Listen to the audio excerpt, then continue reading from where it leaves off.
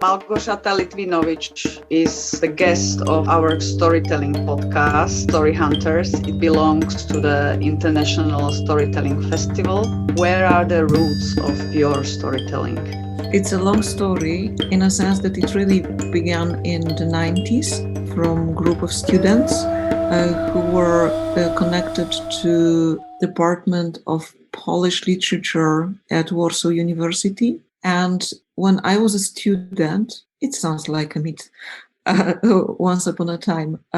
When I was a student in our Department of Literature, there was a kind of small institute which was linked to anthropology of culture and this idea of active culture.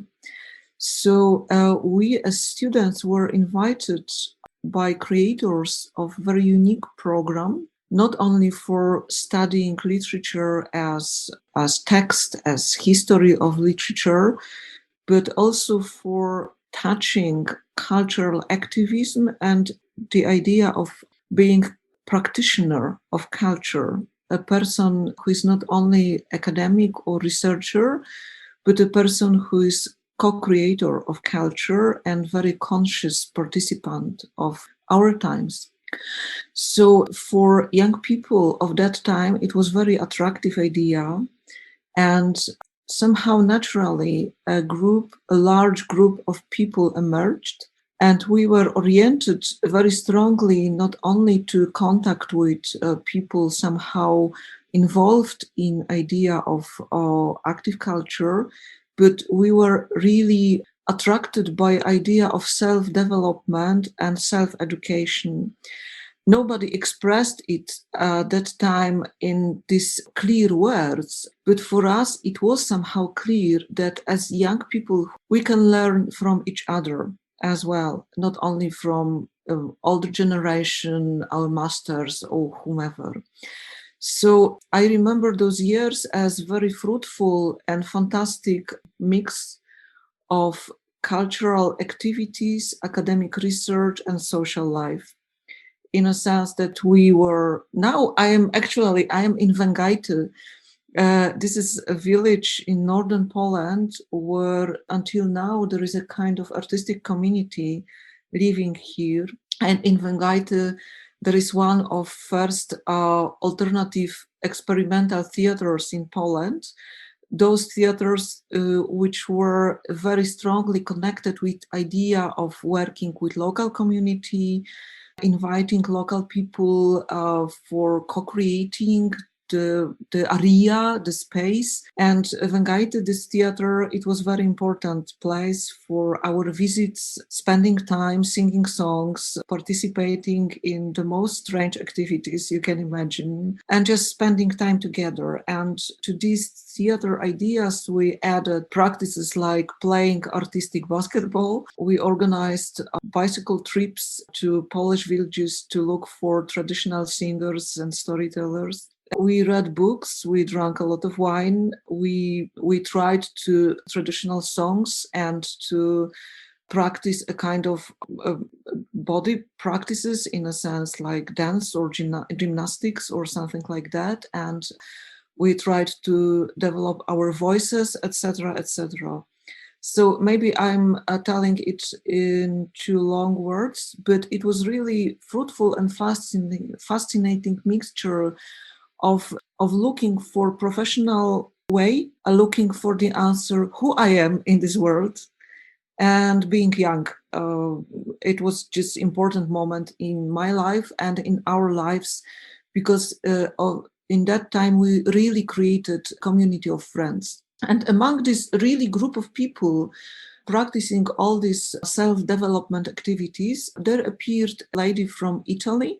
Her name was Angela Ottone, and she was Italian actress and theater director who had a kind of scholarship in Warsaw Theatre Academy. And she found herself somehow among us and proposed the idea of storytelling. Actually, nobody had an idea what storytelling is or what storytelling could be, but we were attracted by the idea. I personally was attracted by the idea of storytelling because As you probably know, practicing alternative theater in Polish culture is very strong movement, and it was very strong movement in this time, Grotowski and his tribe, and so on and so on. And just repeating this way, it was following someone other traces. And storytelling, it was something that nobody did in Poland. So it was real alternative, something new. And for many years, in a group which later became association, Grupa Studnia O, we tried to practice storytelling intuitively and really without any sources, any examples. And the turning point, I would say, it was a meeting in our story in story of Studnia. It was meeting French storytellers. One of us, Magda Górska-Tamas, who is now in France, and she is a storyteller working in France. She went to France for yearly studies and had a kind of scholarship in Center for Oral Literature in Vendôme. And she met Bruno de la Salle, who is one of founders of Storytelling Revival in France. And she came back with this message: storytelling is alive, in a sense that it's not, far away, faded folk practice belonging to, I don't know, old-fashioned ethnographical museum. But this is kind of art which exists and is really creative and promising and so on. And using some institutional opportunities, we were supported then by Institute of Polish Culture in Warsaw University. We had an opportunity as a group to participate in scholarships, visits in France, and also we had possibility of inviting people here to Poland. So Bruno de la Salle visited us several times, and Jihad Darwish, French-based Lebanese storyteller, and without any doubt, I can call him our master, in a sense that meeting with Jihad Darwish was really strong and influential for my work and for work of my friends from Studnia O. We had Nathalie Leboucher, French storyteller who combines storytelling with Kathakali dance, and she's absolutely fantastic. So we started this kind of exchange cooperation, and then a few years after establishing association, which is really 1997, so it's more than 20 years now, we decided to organize festival in Warsaw. We knew enough, in our opinion, to launch the first festival, and it was 2006 when we started.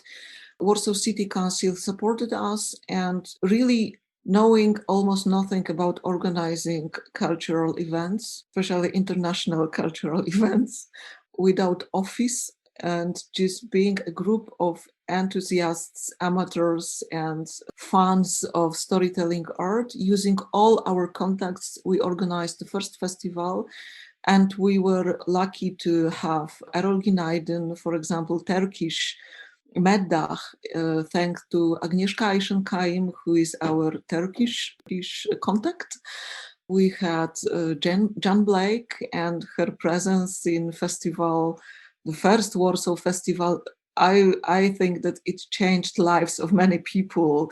You know, this kind of energy, volcano energy she has, her very intense presence and storytelling style, which is so energetic, so full of fire. It changes image of storytelling as an art, moves storytelling somehow from this image when storytelling, or according to which storytelling is someone, rather slow and peaceful, rather for elderly people, performed rather by elderly people. In Polish, we have fatal word snuć, and snuć means, to, I don't know the English verb, just to make something like that with a thread that yes, it's slow movement, and this is what traditional storyteller does, and he or she speaks like that, and everyone falls asleep. And Jan Blake, it was total opposition. It was just pure fire. So we were really lucky that we managed to have her at the very beginning of our festival. And I would say that from that moment, it moved on in a sense that that yearly festival became really a very important moment, very important time in our yearly plan. Sometimes joking, we to say that this is like we organized alternative Christmas in a sense that festival was real festival, feast, just joy, meeting people, celebration, friends, important moment in rhythm of the whole year. So between festivals, we kept thinking about ideas, themes, motifs, artists, and so on. And I think that it had important meaning for storytelling movement in Poland, that presence of so many so different artists representing so different storytelling styles was and is something really attractive for people who not only want to listen to stories, but also for people who want to tell stories. And yes, and I would say that what we reached, this is good combination, good balance between revealing or maybe reviving storytelling as traditional art and rooted in oral culture, and understanding that contemporary storytelling can be critical art and can refer to important issues and questions of our time, so that storytelling can be about preserving heritage, but as an art or as an activity, it has also duties in contemporary time, and it's connected with contemporary time. I would say that story is always a child, his or her time. So it's not about images of old good times. It's always about being here. Where is your association now? How many members are active? Or I think this is more important now to ask. Mm-hmm. Okay, so I left the association in 2018. And Studnia still exists, and association is an organizer of festival, and as before, the festival will be held in November of this year. I think that with association, it's like that it's more artistic group than association, in a sense that during long years of our work together, we always had a kind of separated parts of our creative activities, and from time to time we organized or we worked on collective performance, just combining four or five storytellers from the association on the stage. And I think that this line of work is continued, but for details you have to ask Beata Frankowska or Agnieszka, and they will tell you about how it looks like now from the perspective of the work. But for many years, Studnia used to use in publicity materials, information, this sentence, "We are the oldest storytelling association in Poland," which, of course, it's true. If Wikipedia note is necessary, it's absolutely true. We are the oldest association in Poland, but for many years we were the only one association in Poland. And now I see that fortunately it has changed, in a sense that Polish storytelling art is not centralized, that there are it's not massive. It will never be massive. Storytelling is not about massive popularity. But in different cities and towns in Poland, there are individuals and groups practicing storytelling, and they go their own way. Yeah, so this is what happened. I'm very interested in critical art. Storytelling is critical art. The first one was in 2018, a performance based on Józef Witlin novel. The novel is entitled Salt of the Earth. We used the title Salt of the Earth, Citizens 1918. It was a centenary of Polish independence after the end of the Great War. And last year, with Jolanta, we prepared Historia Jakobowa, Jacob's History, which is performance based on history of Jakub Szela, the leader of peasants uprising in Galicia in the half of 19th century, and this is connected with a history of Polish peasants, and this is connected with history of serfdom. And in both performances, I think that I had two lines, 2 points which were influential and attractive for me. The first was good literary source, and the second was a question what our history is. And I'm talking about it in this order because I'm educated philologist. I'm not an actress. I'm not a singer. I'm educated philologist. And my background, this is studying literature. And as you can understand, a person chooses literature as subject of her studies because of love of literature. So this is feeling which has never left me. And from time to time, I experience amazement and fascination meeting a text of a piece of literature, a novel or a poem. And I think, my God, this is ideal. I would eat this text. So for these two performances, I had two sources. For Sól Ziemi, The Salt of the Earth, it was The Salt of the Earth by Józef Wittlin. And for Jacob's story, it was a poem by Bruno Jasiński, Jewish socialist creating his avant-garde poetry in Middle War period in Poland. And the source of our songs mostly in this performance, it was a poem Słowo o Jakubie Szeli, The Word of Jakub Szela. And both those texts, Wittlin and Jasiński, this is this kind of literature, as I said, I would eat it. To know it by heart, just every word, I think they are perfect. So this is this fascination of literature, of a text as something which is more like musical score than something dedicated to be read in silence. This is starting point. And the second question, which also accompanies me in my academic work, this is this question of what is our history, what is history of our community. And it will be too long and too boring to explain all details and complicated sides of Polish history.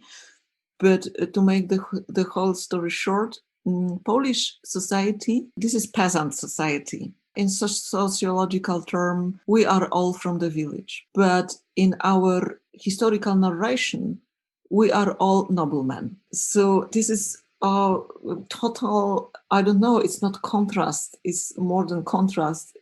This is just a lie.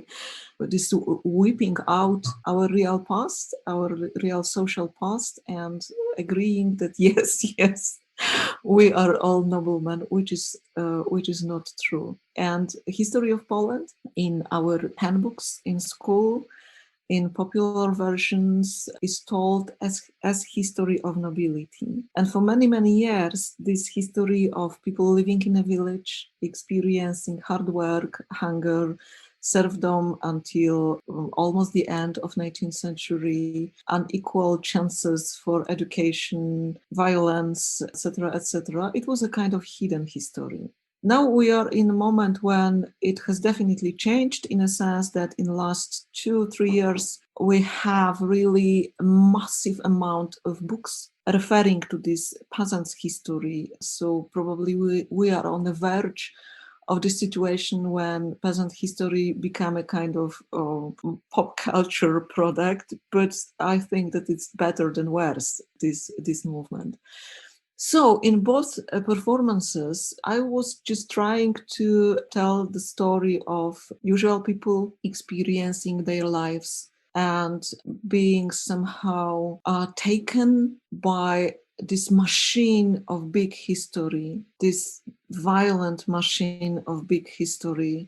We don't want to be eaten by this monster, but we are, and they were. So those are the stories. The first one, The Salt of the Earth, this is a story of a farmer, less than farmer, he didn't have land, from a very small village in Galicia. It was a really peripheral country, and Piotr Niewiadomski, it was his name. He was taken as a soldier of the First World War, and Witlin tries to tell a story of a person who is eaten literally by war, but he really doesn't know on what side he is, because he's an analphabet, illiterate, and he really has only this imagination of Kaiser, who is a kind of god, somebody like that, symbolic personage being far away from his life, and this is the only thing he knows about the world. This is the only thing he knows about the world, and that's it. And he's taken by this machine, by this mechanism. He's numbered, sent to front, and lost somewhere, and he didn't know what for the story goes, and what it means, and what is the sense. And history of Jakub Szela, this is history in my opinion, and this is what I tried to tell. This is a story of a person who was full of anger and who had his personal conflict with landowner, and the only aim of his activity was to take a private revenge on this owner, Jakub Szela, and we know it from documents also. He was a violent person, a woman he marries in my story. This is his fourth wife, and nobody knows what happened with 3 wives before. They all died. So it's not, light sand hero we would like to love. This is violent person, and because of historical conditions and historical, I would say, opportunity, he becomes a figure of peasant uprising, of peasant self-organization.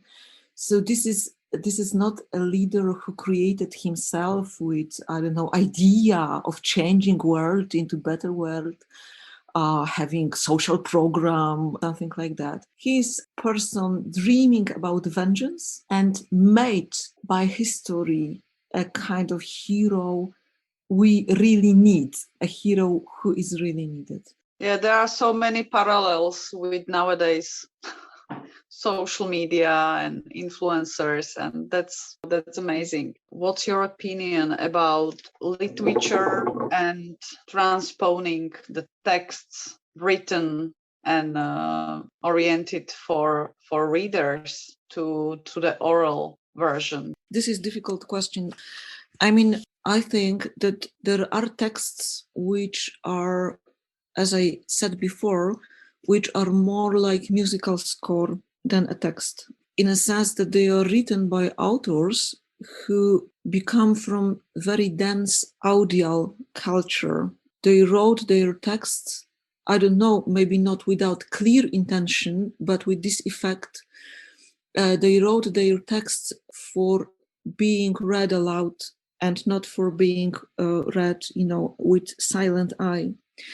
And I would say that with many texts of literature which are ingenious as novel, as a text, there is serious problem with transforming it into living story, because the medium is completely different. So it's really to retell this story. But there are authors, and I think that in every literature of the world there exists such authors, that they really have or had a kind of very sensitive ear for musicality of language. And if you start to read those texts aloud, they become sometimes even more understandable and clearer than just seen as a text. I have my own master's in Polish literature, and this is Adam Mickiewicz. I sing ballads, and I experienced it with many times with the audience, that Adam Mickiewicz's ballad, which are obligatory texts in school. Adam Mickiewicz was romantic poet of Poland, and we are fed up with him, because when you graduate secondary school in Poland, you have I don't know how many tons of Mickiewicz in your rucksack. And now he's very difficult to understand for young people. His phrase is complicated. His language is 200 years old.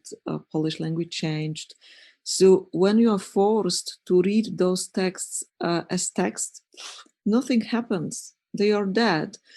But when you take those texts and you start to walk with them, you start to speak, they just get their real life. Those are texts which were created in this culture in which they didn't have even illustrated newspapers. It was culture of an ear, not of an eye. They spoke a lot. They sang prayers. They were gossiping.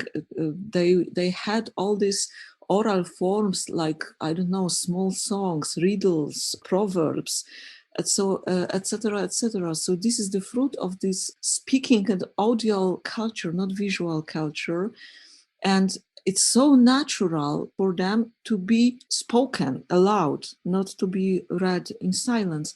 Sometimes I compare Mickiewicz ballad for, I don't know the English term. This is the place on this long line when you have a plane and there is this long line on which plane takes speed and just starts, probably. Runway. Yes, so this is runaway between speech and music.